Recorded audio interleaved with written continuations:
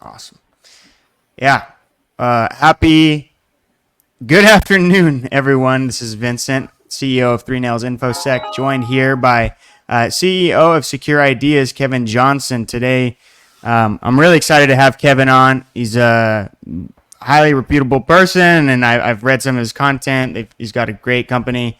Really looking forward to chatting a bit about professionally evil philosophies in the cybersecurity field. So, Kevin, will you kind of give us a little bit of background on what that means exactly? Yeah, sure, man. Hey, I appreciate it. Thank you for having me on. I'm not sure about reputable person, but I'll go with it. Yeah, that works. I so yeah, the professional evil slogan came about a while ago. It's kind of funny. I've been doing some form of adversarial testing for 2 decades, right? Whether it's as an employee of a company that was doing internal testing or as a consultant, the majority of the time as a consultant. And I I often struggled with how to explain the idea of hacking somebody with permission, of course, to do a test to validate, Sure.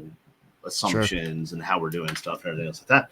And the professional evil tag came out to that, like this idea of I'm going to mimic the bad person, but do it within scope limitations, contracts, permissions, stuff like Sure. that. So the professionally, and it's I actually should be embarrassed by this and say, oh yeah, it's a long research into marketing slogans, whatever. But the reality was, I was talking to a class. I was teaching a class, and I was describing it, and the professional evil just came out. Like it was like Mm. just in the conversation. It was like, oh yeah. We basically professional evil. And one of the students said, "Man, that should be a slogan." And I said, "Yes, it's mine." And right, That's yeah, awesome. of course, it's our slogan. What are you talking about? And so that's how we started it. And next thing I know, it's on our website and all that kind of stuff. And but basically, that's the idea: is that you know we as penetration testers, whatever, professional hackers, I like to joke around and Mm-hmm. call it that, right? That's a fun one. Um, we often have this balancing act, right? How do Mm-hmm. you truly mimic what an attacker would do while respecting the fact that one, you have a contract that limits what you're allowed to do. You have scope limitations that are there for a variety of reasons, right? Like, you always hear the well, I had 2 weeks to do the pen test, but an attacker could do it for 6 months, but nobody wants to pay for that, right? Like whatever. And the idea is, yeah, that makes sense. So what is that balance, right? How many times, I know that you do penetration testing as well, right? Correct. Yeah. How many times do you have a customer say to you, okay, I want you to test stuff, but don't mess with this thing. It's Oh yeah. very Every time. fragile. I Right. don't want it to break. I don't, Right. right? And it's like, okay, I have to accept that limitation. Sure. Sure. So that's where the professional evil idea comes from. And what we've built is, I mean, we're in August, we'll be 14 years old. And we've built a Wow. company of 27, 28 people that we are working on expert testing. We're not vulnerability. We're not Mm. using a vuln scan and calling it a pen test or using a lot of automation and things like that. We are humans that are Sure. actively testing something. So Sure. professional evil fits that, right? Mm-hmm. And the goal is, as you and I talked about before, right? We want to help make things better, which is weird because we don't fix anything, right? Like I Yeah. joke often and say, yeah, we come in, we tell you your baby's ugly, and then we go home. And right. So I, and I know you know this as well, right? But nobody gets pen tested to security, right? Like Sure. if I do a pen test, even if we do a pen test, like, oh, hey man, we're going to do a 30-day test. And we're going to just hack all of the things. It's going to be Mm-hmm. amazing. Um, that at the end of that test, the customer is no more secure than they were when we started. Totally. Right? They have more Yeah. information. They have better understanding of their risk and the threats and where they should focus their time, which is really one of the biggest things that they get from this is understanding priorities and focus. But unless they fix the things we tell them about, they are no more secure. Yes. Right? Yes. So that comes out to, okay, well, where is the help? How are we helping? Right? And that's why, for me, it's why it's so important to give them good advisement, right? But, actually help. When I give a recommendation, when any of my consultants give a recommendation, I want that recommendation to be usable by that customer, not some generic thing. It's why, our salesperson, Brittany, she's been with us for just over a year now. She's an odd person for a salesperson because she's actually a trained penetration tester, right? Like she knows how to pen test. She's done pen testing. She got into sales, and it's really cool because when she gets on a sales call, she's actually providing advice and what you should do. And nice. Right.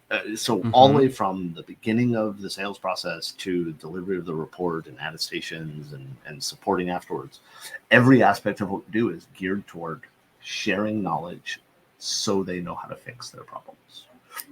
Right? Yeah. It's the mission statement or whatever is, providing the best penetration testing experience in the world.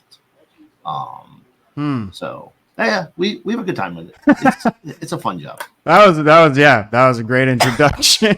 Thanks. I don't know if I could recall everything you even said. I had a couple questions, but one thing that really stands out to me that you said, or I guess the topic of discussion is sort of this, like you're not handing your client a vulnerability report, a vulnerability scan report, and calling it a pen test, and you've also come to the conclusion, similarly to myself, that pen test doesn't secure you unless you do something about it, which is one of my biggest frustrations. And, having been a pen tester for most of my career, it's one of those things where you just wish that you could explain enough to your client that, makes them really get like a sense of urgency for it. And sometimes you just can't. It's sort of the mission here at 3Nails, as well as how do we work in a more collaborative effort and demonstrate the effectiveness of some of our TTPs and things like that to really show impact and kind of help them get their stuff together. Come on, guys, you can't have these type of operating systems in your network. They're 20 years deprecated, and but if I may, I'm going to disagree with you a little bit. Okay. Right? And I don't know that I actually disagree with you, but I'm going to say something that disagrees with how you just phrased that, and then you can take it wherever you want to, right? So we find very often that as security people, there's lots of things where like, oh my God, that's awful. Don't do that. But the reality is their business needs them to be able to do that. So you mentioned operating systems that are 20 years old, right? You and I both know, right? A 20-year-old operating system is awful from a security perspective, everything else like that. But so we have our professionally evil testing as a service, right? So PETAS. It's too many companies call pen testing as a service something that's actually just vulnerability scanning. And so we tried to differentiate and go with the, experts testing stuff, and actually manually testing. But a big part of what PETAS does is the collaborative assessment, working with the customer, understanding what their business does, why they have things, because very often, bluntly, they have a reason they're running that 20-year-old operating system. Sure. Oh, yeah. And sometimes that reason is more important to the business, their business, than securing. Oh, absolutely. Right? Yeah. Like if you've got a 20-year-old machine that's running the equipment that manufactures your stuff, guess what? You're not upgrading that 20-year-old machine because that's what it does. And that's what their business is. And so it's important. And that's where I go, what our recommendations are not the template recommendations. The recommendation is what can they actually do? Right. What can they actively handle? What can they actively deal with? And what improves their business? So when we look at that 20-year-old operating system, the default answer is replace it. But the reality is they probably can't in some cases. And so what we want to do is provide a recommendation. Okay, you can't replace this. I know you can't replace it because we've been talking, we've been collaborating, we've been working together. We're more of that trusted advisor relationship, which I hate to use that term because it always makes you sound like a used car salesman. Like, let me get you into that car. And but we want to be able to say, okay, you can't replace this operating system. So here are the controls you can put in place, the monitoring you can do, the limitations, the segmentations, whatever that you can do so that you can continue to run that device, that hardware that's out of date and everything else like that, while not being as at risk as you are today. Yeah. Right.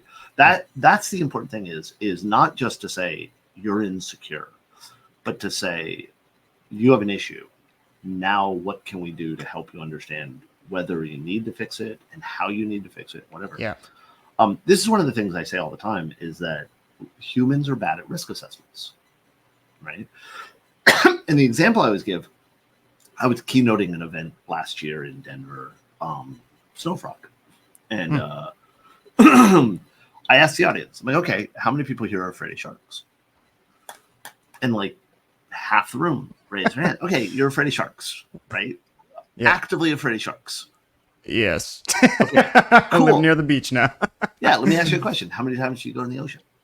All the time. Okay, then you have a reason to be afraid of sharks because Right. you're in the ocean. Right. When you lived in Colorado, how afraid of sharks were you? I mean, relatively on vacation, maybe, right? Right. People are so afraid of sharks that the Discovery Channel has a Shark Week every year.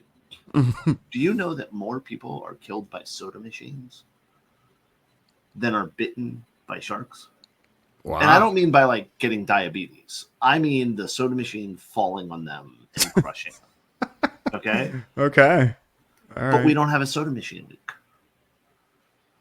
More people are killed a year by cows. Cows, right? Than sharks. Yet, we don't have cow week. Right. So when we look at security issues, when we look at pen testing and what have you, right?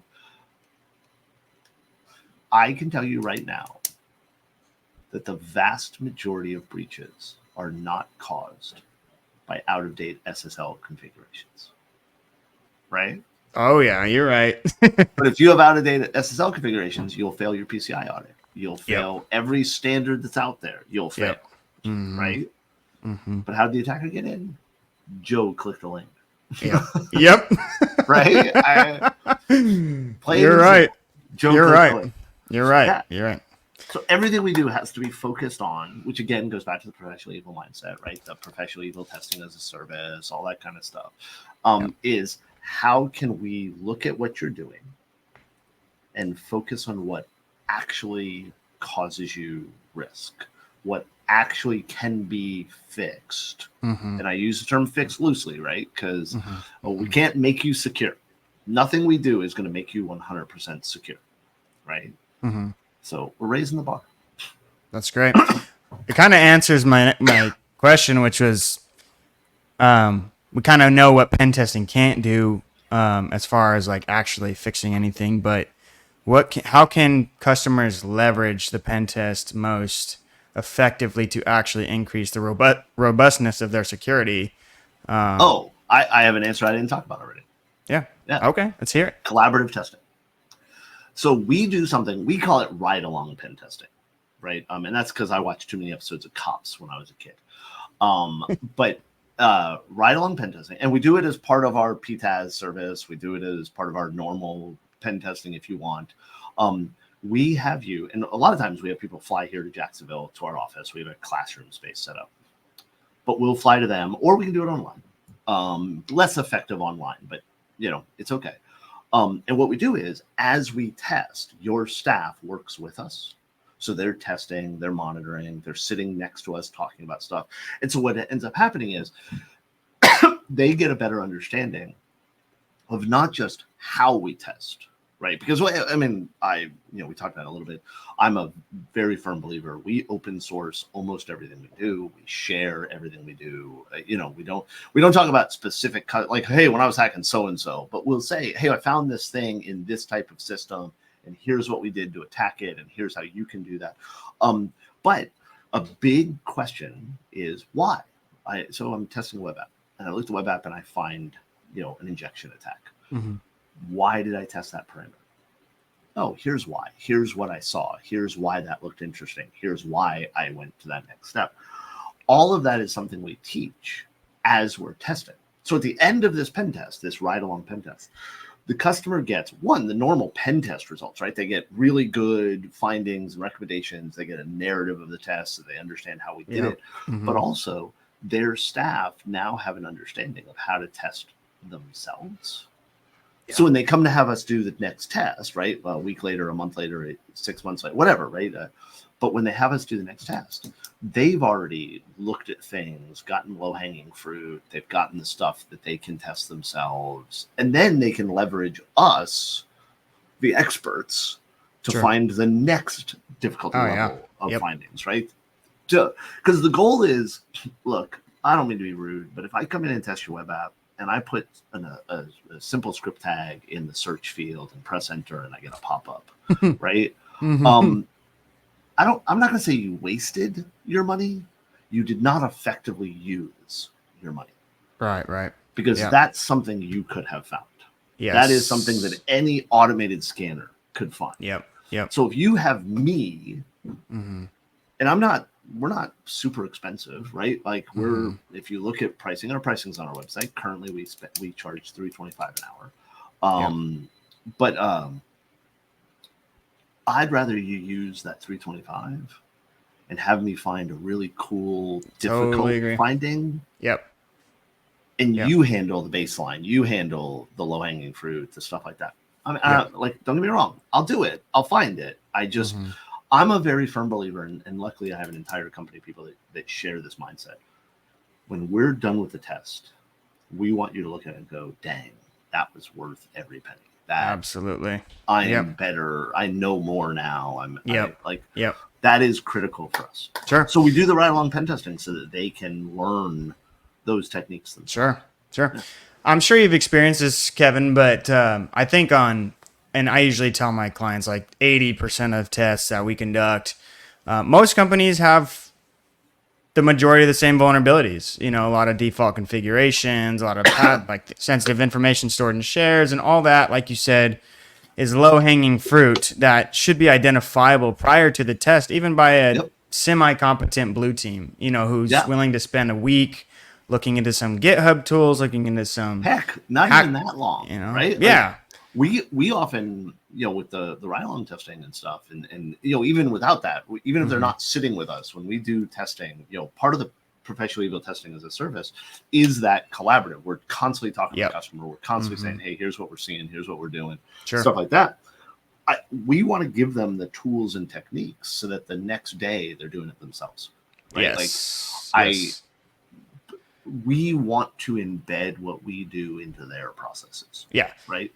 And that's truly the best way to help a company secure themselves is by having the same mindset of an attacker. Yep. Last episode we talked about a blue being a blue teamer, somebody defensive being some of the best offensive testers and vice versa, offensive being great defensive, because just having that holistic mindset and being able to have the ability to see in different eyes, when we hire, as we grow the company, as we bring on new consultants to do testing, we love it when we hire people who have basic IT experience, like they were a system admin, or they were a developer, and they're moving into security because the security stuff we can teach anybody. Like hacking's not hard. I know that I'm supposed to say I'm a wizard and an expert and right?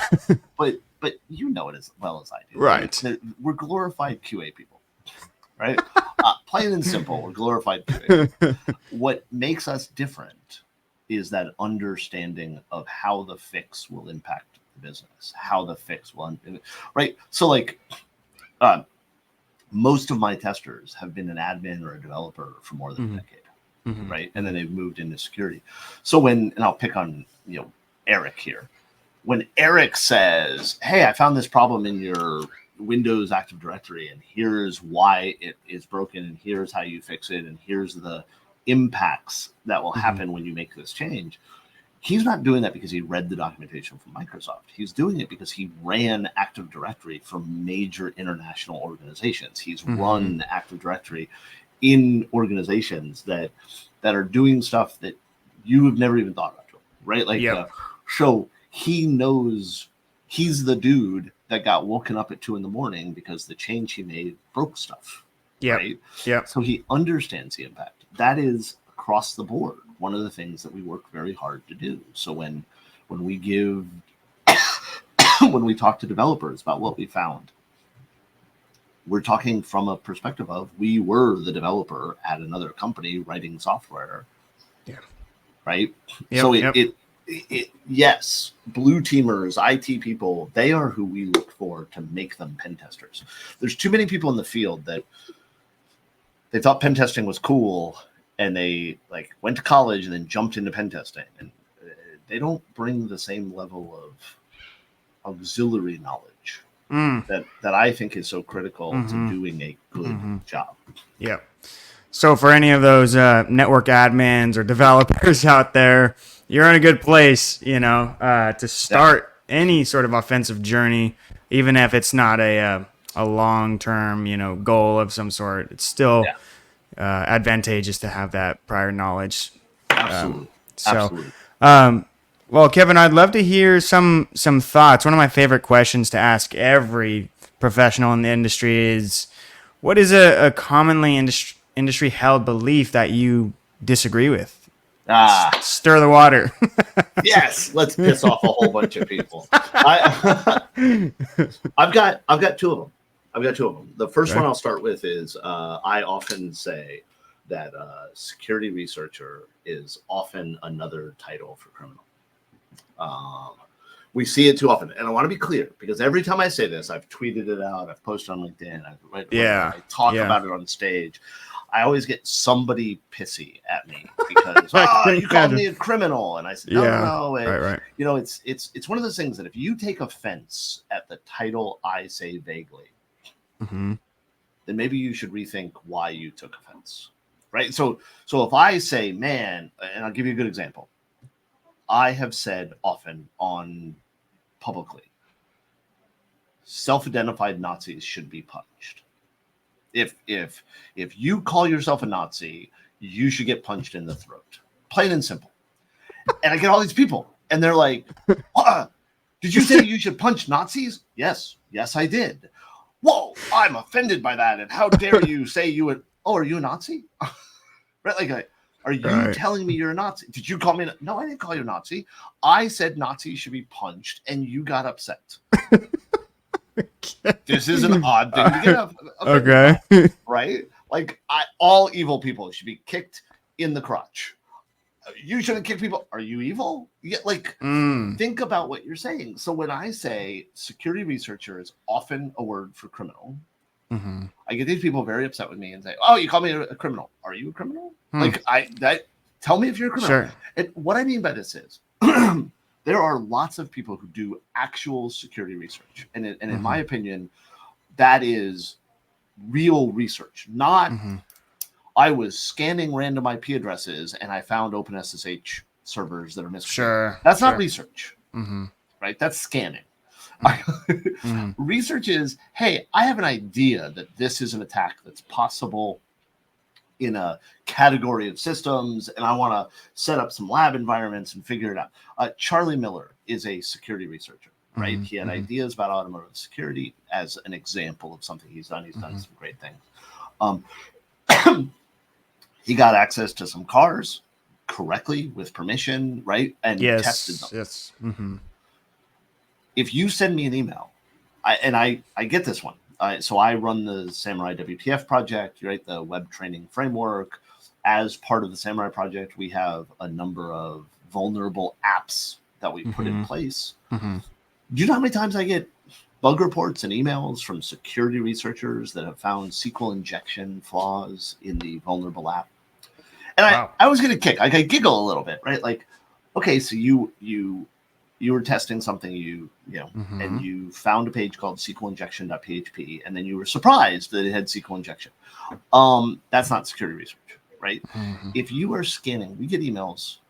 Hey, I was testing your site and I found this flaw. Huh, that's weird. I don't remember giving you permission to test my site. Well, I'm a security researcher. Really, what was your Mm. hypothesis? Was your Yeah. hypothesis, oh, secure ideas is vulnerable to attack? That seems Mm-hmm. like a pretty vague hypothesis. And oh, by the way, we are vulnerable to attack because anybody can be. I am in no way Sure. claiming we are 100% secure. Um, if you're testing random things on the internet that, and bug bounty programs are fine, good. They have Mm-hmm. their place. I like them if they're done well. But I'm talking about people who just randomly scan the internet, right? Right. Right. The Yeah. CVE that was announced in OpenSSH. Yeah. How many security researchers, and I hope you heard the quotes in italics, are now actively scanning port 22 across the internet so they can research a way into these Right. Right. organizations, right? Yeah. There's definitely We a. yeah, we have a problem in our industry that we idolize and put up on pedestals people who break the law. And then we're surprised when organizations ignore our advice, Mm. right? Mm-hmm. So That's a very interesting statement. Yeah. yeah, No, I highly agree. I mean, if you look at Twitter, yeah, there's a level of clout or reputation you get from, yeah, posting that type of statistic and, yep. or, Yeah, it yeah, happens all the time. it's, This the second big industry norm that I see is hiding the details. We have a lot of okay. people who say, "Oh, I'm an expert. I know this stuff." Okay, well, how do you do that? Well, I can't tell you because it's my secret sauce. Mm, Okay, well, if you can't tell me, my guess is you don't really know, mm, right? mhm. I've said it a couple times already. I'm a firm believer in sharing as much information as possible. Secure Ideas does not have any secret sauce, right? Our secret sauce, if you will, is our effort to provide the best pen testing experience in the world. The way that we hack your website, the way we attack your domain, the way we attack your servers, all of that is public. Not your stuff, right? We're not gonna test your network under a contract and then publish a blog post about the cool hack we did, right? What we're going to do is we're going to talk about the techniques. We're going to talk about why it happened without talking about specifics of that customer, but with enough information. As a matter of fact, most of the time we'll release tooling that's available for free. We'll release vulnerable targets that you can train on. Like our job is to share all the information. Sure. And I see lots of people like that. Look at John Strand at Black Hills. Look at Yeah. Tim Medine at Red Siege. Right, just two examples of organizations that live the same mindset as security Mm-hmm. is. If we know how to do something, we don't want to hide it. We want to share Mm-hmm. it. Mm. And we share it so that people can fix their problems, that people can assess themselves, right? If what's the saying, right? Rising tides float all boats. If Mm. we share the information to raise the base security level of everybody's in a better shape. And That's as somebody great. Yeah. whose data has been stolen a million times because people don't fix stuff, if I can bring the baseline of security up by sharing my techniques, why wouldn't I do that? Right? Sure. Mm-hmm. So I tell people this all the time. If you're trying to get started in the industry, or you've been in the industry and you want to learn something new, right? So you see some cool technique and you ask the person, and I politely, right? And you're not just demanding information, but you say, "Oh man, that's awesome. How did you do that?" And their answer is, "Oh, I can't tell you. It's secret." They probably are lying about their ability to do it, or they may not be lying about what they did, but they don't actually understand it well enough to explain it. Sure. Because right, you don't Mm-hmm. truly know Mm-hmm. something unless you can teach it to somebody else. I agree. Yeah. It's a strong opinion. I think that there is one caveat, and maybe it's just because I have a special place in my heart for red teamers who, develop implants and techniques and, having to kind of keep those more secretive or private or Why? closer to the chest, I guess, Why? because your adversary quote unquote, is, these EDR companies or, No, I mean, ultimately, you no, want EDR companies to be able no. to detect those things. Yeah, no, you're wrong. I'm sorry, you're wrong. I look, if you're not good enough to build the next attack to bypass EDR, then you're not doing the right thing. I believe EDR. We should be actively sharing with EDR Mm-hmm. companies. We should be Mm-hmm. actively publishing it for other people to test it.